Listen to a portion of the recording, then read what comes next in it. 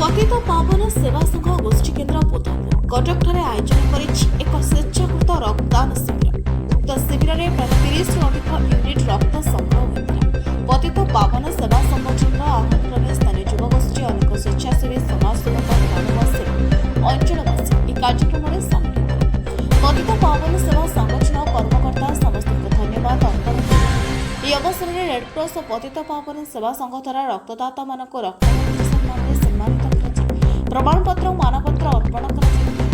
अवसर में लुहभिजा व्यक्ति ओठरे हस फुटाइबा कार्य रूपांतरण करने समस्त अनुष्ठान स्वेच्छासेवी मानक आह्वान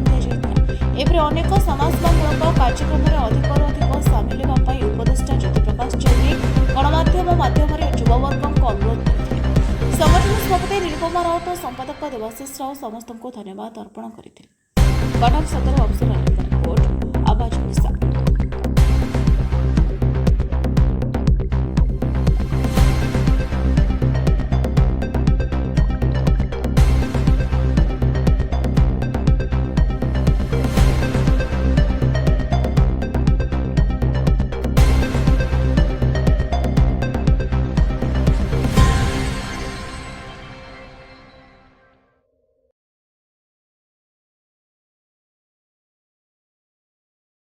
मु निरुपमा राउत पतितपावन सेवा संघ सभानेत्री अच्छी कौन कहले आज रज संक्रांति रे जो रक्तदान शिविर करिसंती कौन केमती मन रे आसिला कौन लक्ष्य नै कि करछंती नहीं आमे रक्तदान शिविर तो पुणी जनवरी 5 रे करथिलु एबे पुणी आउ थरे पिला माने चाहिले करिया पई करिछु।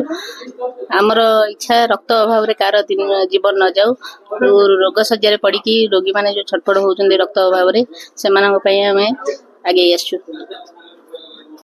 मु कमरेड नारायण भोल अखिल भारत कृषक सभा राज्य परिषद सभ्य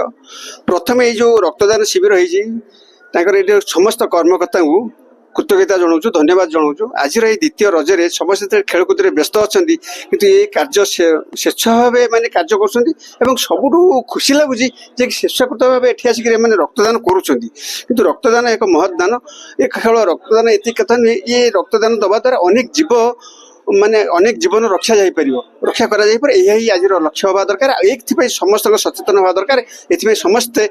आगे आसवा दरकार स्वेच्छाकृत भाव ये आम ज्योति प्रकाश चैनी पतित पावन सेवा संघर जने सदस्य कौन कहिबे रक्तदान शिविर जो रज संक्रांति आज आयोजन हेकी कम्युनिटी हॉल कौन कहिबे देखंतु पतित पावन सेवा संघ जो ए वर्ष रक्तदान कार्यक्रम आयोजन करिछि या 2025 मसीहार द्वितीय कार्यक्रम जो कि रज संक्रांति दिन जो कार्यक्रम आयोजन कराई जो कि युवगोष्ठी माने हस खेल मजबूल अच्छा से आह्वान कराई समाज सेवामूलक कार्यक्रम जोग देवाई एवं समाज सेवामूलक कार्यक्रम जोगदे समाज जो आवश्यकता अच्छी एवं रोगी मान मुहर हस फुटाई रक्तर जो आवश्यकता रही परिपूरण करने एवं रज संक्रांति एभली कार्यक्रम को अंचलवासी एवं ए अंचल समस्त समाजसेवी माने स्वागतयोग पदक्षेप भाव ग्रहण कर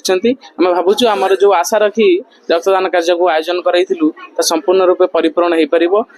जो टार्गेट रही 50 मिनिट रु अधिक रक्त संग्रह परिपूरण हो पार। धन्यवाद।